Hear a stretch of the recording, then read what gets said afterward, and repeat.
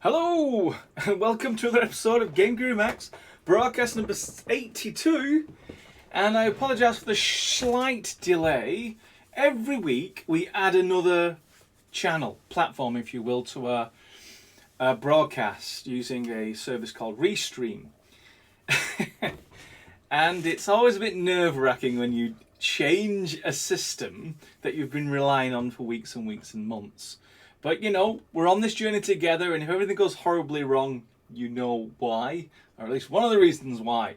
Okay, before I chat anymore, just want to make sure that everyone can hear me, and I have another idea on how I can improve the live chat part of our regular broadcasts. But before that, I just want to see, I think I caught wind of the fact we can hear you. Great, wonderful. Thanks very much for letting me know. And I'm just going, actually no, what I'll do, I'll show what I'm going to do later on when we look at all your questions. And about that, the format of these broadcasts, for anyone who's lucky enough to join us live, is that you get to ask me questions. And I'll answer a couple of them at the end of this broadcast, and the rest I will answer in the GameGuru forums, along with a posted recording of this broadcast in all of its many forms. In previous broadcasts, we only answered questions that came through our YouTube channel because Lee's a thicko and that's the only way he knew how to read the questions. I've since found that I can actually drag the universal chat window from OBS onto another screen, and so that's what we're going to try later on. So if you've got any questions for me, just pop a question mark at the end. I'll scroll through the chat.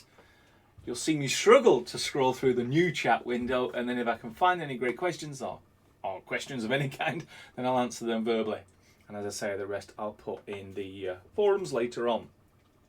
So without further ado, I'm going to show you the software. This is our welcome screen. This is my little project I've been maintaining. Okay, sorry about this. I think I might have two versions running. Probably do have two versions running. That's not what you want to see, is it? I'll tell you what we'll do. We'll do this. We'll cancel this one. So goodbye, you.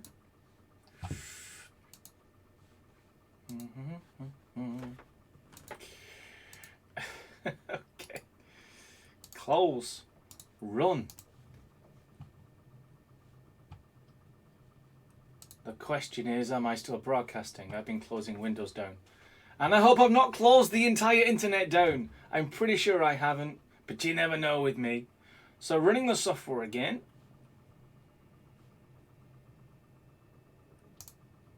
Just seeing if I can see which window I closed down.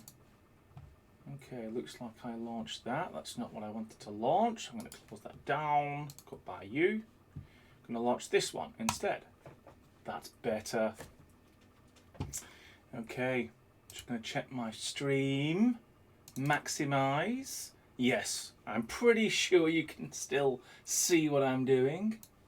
So yeah, you can hear me. That's great. If anyone can just confirm they can see me as well, that'd be great. Got windows everywhere at the moment. Okay, so drag this onto this screen. You should be able to see it. Yeah, I'm going to assume you can see. All right, great. Thanks very much. Everyone can see. You're looking at the game storyboard, and what I wanted to do was to get into this, which is something that you'll be noticing in the next couple of builds. We'll be introducing new demo levels. Some that we have permission to release from the competition we recently ran, and a couple that have been developed internally as well. So you get to see a few extra demos of different things. This one is mine. This is the one I created not too long ago. So as you see, you've got a story where basically you start in this room with some fire, and I'm going to show you a couple of the additional logic you'll get in this week's build. So the first thing you'll notice is that you've got a door raiser.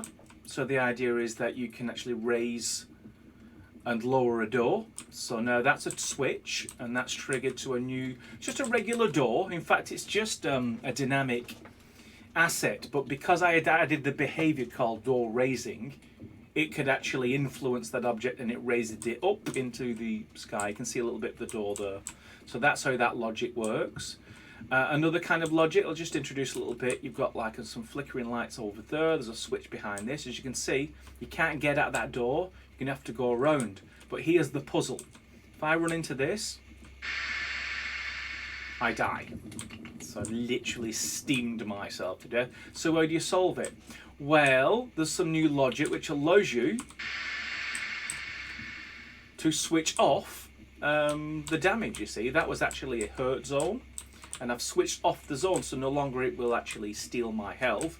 You'll also notice that big flume of smoke that was pouring out of there, and now I've been redirected to these three as well. So you can see you can actually influence, switch on and off particle effects, and this sort of steam rising, that just shows that you've got some nice volumetric atmospherics. So let's carry on with my little puzzle.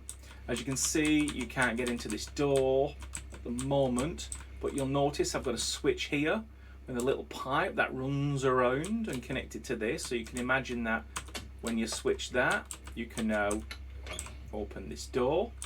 And inside here, we've got some more interesting things going on. So this is another barrier to entry. So you're going to think, well, it's electricity. I can hear electricity in the background. And they've got a huge generator here. So if I just run through it, let's see if I can just duck underneath. No, so that kills me. That steam's still off. So we're going to get past that. So let's switch this generator off, like so. And now that's gone, and it's removed again the barrier to entry, and then we go to the next bit, and I'm pretty much finished with this now. So the final part is, the point of this is to escape, to get out of the disintegrating industrial area. You can see here there is actually this strange, what is that under that little gap? Well, there's a big button here, so I can press that, and that raises the wall, so then I can actually get outside, some nice wind, and then I go up the ladder and I get to safety. So that's basically the level, and I've used it to demonstrate primarily switches and switching things on and off. There's a couple of more things that you'll get in Friday's build, such as the ability, and the reason you can't see any of the text now is I'm playing with it, but the idea to customize text. So when you go up to a button, instead of it just saying switch, press E to turn on or press E to turn off, you can customize that message. You can also customize the message of when you go up to a door, so it doesn't have to say press E to use key. You can actually customize the message for when the door is locked as a sort of a clue as to what the player needs to do next. And so this level will demonstrate that. So if you're interested in switches or customizing messages for things like doors, switches and keys, then this is a great demo to load in from the welcome screen and get an idea of what's going on. So look out for Friday's build for that. But I also, whilst I'm in the vicinity, I want to show you this, which is something else we're earnestly working on. This will also be an improvement for this Friday's build. We've added a lot more trees and grasses to this Friday's build. Trees and grasses, that's the built-in trees and grasses that you get automatically when you choose a biome, and then you can customize the density of trees and where you want to place them, etc. But this is the bit I want to show, and again, we're still working on it, so I think it can be a little better before Friday. I'll just set the brush size a little smaller. As you may know, that when you paint down the terrain texture, in previous builds it didn't necessarily talk to the grass, so you still have the old grass on the new terrain texture. But now if I actually change just the paint, not the grass, just the paint, and do that, you'll actually notice that the grass changed. If I do it again, a bit more obvious, like this, it changes the grass. See, now you've actually got this white grass. We're going to continue to work on this so all of the grass takes on that veneer of Arctic. So you can see all the different Arctic ones. So that's a stony one, and that's a white one. Here's another white. So all of the ones that you might find in the Arctic, then those will change to that kind of grass. And I say that I should go back to the grassy grass.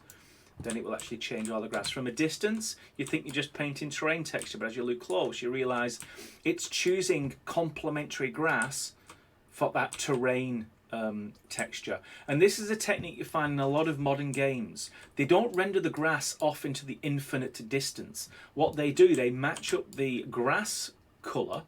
As the grass gets into the distance, you can still see grass over there. But as it gets further into the distance, you start removing the grass and replacing it with a terrain texture of generally the same colour. And so that's what we're going to do with this. When you actually paint a particular one of these terrain texture materials and there's grass on it, it will match up the grass. And vice versa. If you've got like some brown terrain texture, but you paint some green grass, it will actually change the terrain texture underneath that green grass. So again, it matches up. So when you see it in the distance, it still looks correct. Of course, you've got the behavior to switch that off with match painting grass and conversely match terrain order. So you have the control, but by default, when you just slap down some color or some grass on the floor, we take care of making sure it matches up close, and it also works well when it fades off and transitions away into the distance. So look out for that. All the biomes will also be configured. We're going to tweak them so they are looking great. All 7 biomes with the correct trees, the correct grasses, the correct amount of, if there's water, how much water, when the water eats the trees, and where the grasses are placed, and all that. So keep your eye out for that this Friday. It should be a really good visual update. Speaking of visuals, you may have noticed in the, well, you probably didn't notice because the artifact has gone. Up until now, we have limited our, let me complicate it in techno-babble here. The point light shadow system was limited to only casting 5 shadows from the nearest 5 point lights. And some people were noticing artifacts when they used a lot of lights in a small enclosed area. We've increased that to 16. What that basically means is you can have 16 point lights in the scene, all casting shadows, overlapping each other. Now, there is a performance hit on that, and there's a memory footprint hit on that, but we're also working on optimizing the shadow memory storage as well. So we're thinking it should balance out so you get the best of both worlds. You get all the dynamic casting shadow lights that you need, and you also get a lower memory footprint without any change in performance. So that's basically what we're aiming for. And just a little side note, a point light has to render in 6 different directions to cast its shadows. A spotlight only needs to do it once because it's a cone and it projects in one particular direction. So if you can use a spotlight instead of a point light, use a spotlight because it's better for memory and it's better for performance. But we're certainly not going to restrict your creative freedom. By default, all point lights have casting shadows switched on. So you can just drop lots of lights in and it will generally do what you would expect it to look like. So that's me done gabbling. I'm looking at the clock. Normally I could get to about 11 minutes in before I move over to answering some questions. But I am aware that I will let you all wait for an extra 3 minutes. But I have been talking a lot. So what I'm going to do is find a chat window. And I'm going to be very reckless here. I'm going to drag this. Currently it seems to be fine to here. This isn't the chat window you're normally used to. This is actually combining all of the chats from all of the different broadcast platforms we're using so far. And that's 3. It's YouTube, it's Twitch, and it's Facebook. So we've actually broadcast to 3 platforms so far. We're looking to increase that as we go along, but we're trying to do it in the order of, essentially the order of platforms that we're familiar with. So let's see if I can find some questions and I will try to answer them here today. And then I'll make a copy of all this, if it will let me, and I will answer them in the forums in about half an hour. So let's look for a question mark. I hope this is representative of all the questions. I think it should be, because it has been bleeping away for a while. The clock's in Wales in a different time zone. Yeah, I apologise for the 3 minutes, as I said, playing around with all these newfangled gadgets. First question, for VR support, will it be compatible with the Oculus Quest? Oculus Quest Link, they call it Oculus Link. When we do VR support, yes. because Oculus Link is basically allowing you to get your desktop to broadcast to an Oculus Quest device, and it supports OpenXR, which is the technology we've based our VR development work on. So if you use the Oculus Link, if you've got a decent USB cable, yeah, you'll be able to use your Oculus Quest headset. Another question, please. Here it is. When will the new GameGuru MAX Pro Plus be released, please? There are no plans to do GameGuru MAX Pro or GameGuru MAX Pro Plus. I presume that was a tongue-in-cheek question, so thank you for that. Okay, next question is from Steve Bovis. Will we get moving platforms so we can create lifts as we use... as we can use button logic and connect the panel to the lift, like the light and switch idea we have shown. You know, I was very tempted to dart off in that direction and add some switches that called forth lifts and platforms, but we're saving those kind of mechanics and others until we do the puzzle genre, which will be done alongside or after the RPG genre. So we had to stop somewhere and make sure that we maintain priority on the shooter genre, fixing bugs, making sure that the software is solid for the EA release in March. So I'm afraid I stopped myself from adding lifts. I'm sure there's someone out there in the community who's already created a lift system for Max, but we're not releasing it as part of the March EA, so I apologise for that. Another question, this is from Nigel Weatherby. Any of the other streams beta res than the 720 I see on YouTube? Better res? Not sure. I think I am actually broadcasting at 720 in order to keep the bandwidth up. When I increased it to 1020, 1080p, sorry, we actually saw some drop frames. So whether that's the speed of my internet or we're doing multiple stream outs, who knows? I think if it wasn't live, I could probably run a recording. I've now got hardware-based video recording, and then maybe what we put out, say on YouTube, could be the 1080p mode. But for live broadcast, it's currently set at 720, so we don't get any frame drops. If anyone's got any ideas or suggestions how we can get 1080p live broadcasting, please let me know, because I'm still pretty much an enthusiastic amateur at this point. Here's a question from Marcos Cordiero. Are post-launch updates still free? Always have been, always will be. But we will make the distinction between what's called a minor update and a major one. A major one is like when you go from whatever the software is version 3 to whatever the software is version 4. Minor updates are like 3.1, 3.2, 3.3, 3.4, which are glorified bug fixes and fixing functionality that ought to have been fixed in the first place. So that's the distinction that we make. But you know, it won't be a case that if you buy GameGuru MAX this year, it will still be free 10 years from now with the product we've developed 10 years from now. But certainly any bug fixes or tweaks or functional repairs, those will be called minor updates, and of course those will be free, as indeed they always have been from DDC over the course of whatever it is, 20 years of developing all those sorts of things for free and releasing them. When release finally version?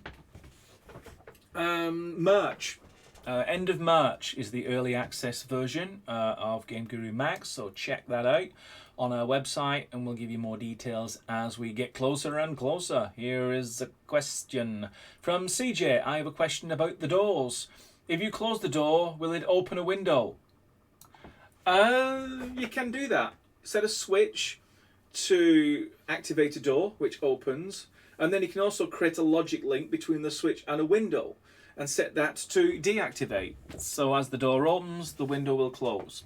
And if you set it on toggle, then you can switch it on, off, on, off, on, off, and that state of affairs will toggle as well. So you can do all those kinds of logic with the visual logic system. Okay, looking down for another question mark. Do we have a question? Here's one. FPS Max 60 question mark. Yes. I'm 59.9999 recurring on pretty much everything I've ever done with GameGuru MAX. And if that isn't the case for anyone, certainly anyone internally, then it's a performance issue that we solve as part of February's bug fixing. So if you see anything less than 60, there's already some good issues reported on that. But if you can't find your exact issue where you're getting like 40 or 50 FPS, please post it on the GitHub issues board for GameGuru MAX, and we'll add it to our list for February because we want to get it nice and smooth and fast. Okay, here's a question from Duke Dudeston. Will we be able to create VR games on initial release, or will that come later? That will come later. So you won't get VR for March early access version, but we already have the technology and we will continue to work on that technology after March. We do intend, absolutely intend, that you will be able to play your games in virtual reality. That's going to be a very exciting announcement that will be in 2022. And as soon as we know more, we'll let you know as well. Okay, looking at the clock. Blasted past the 20 minutes plus 3 mark. We're now at 24 minutes in. So I'm going to find 2 questions from people who haven't asked me a question yet, and I promise to answer the rest in the GameGuru forums along with the recording. So who hasn't asked me a question? I think KC Productions hasn't asked before. Will we be able to use our custom terrain textures? Not for the March early access version. There is a folder where you could drop them in, but you would be replacing the existing materials, and we have other things about the sounds of those materials and how they match up with the grass. So it's not something we actually encourage to go in and start hacking the files out. So for the March EA, trust that the materials we provide are good for 7 biomes. After March, I'm pretty sure people will be screaming for custom terrain textures, custom grass, and being able to create terrains we haven't thought of. So look for that functionality after March. And I think Tom hasn't asked a question yet, so this is the last question. When will you add the automatic animals into the biomes? Great question. We have most of the animals now. We're just waiting on some birds. But I think we have enough point data from the terrain topography in order to figure out where they're all going to be placed. But we haven't actually got to do that yet. It just might be one of those features that literally fall off the end of a very hectic schedule. But it's still on our roadmap to get into the March early access version. We want you to be able to select a biome, randomize it a little bit, press a button, drop yourself into that world, and it's fully populated. It has the water, it has the grass, it has the trees, it has the weather, it has the sky, and it has the sound effects and the scurrying, creeping around creatures as well. So effectively, if you just wanted to drop in a play start marker and some enemies, the environment sort of took care of itself. So that is our aim for the March early access. But as I said, we're still waiting on some birds, maybe some snakes, and then we need to figure out the best places to place them for the different biomes. So that's it for this Wednesday. Again, more reveals next Wednesday at 4 p.m. GMT. I'm sorry for the short delay at the start of this broadcast. I hope everything's worked out well with our additional stream platform, and that this chat system also worked for everyone. I think it did. I really hope you can hear me and see me. Otherwise, this will be a very strange broadcast indeed. So I hope you enjoyed yourselves. I certainly did. And if you like, you can join me next Wednesday at 4 p.m. GMT. So until then, I shall say goodbye.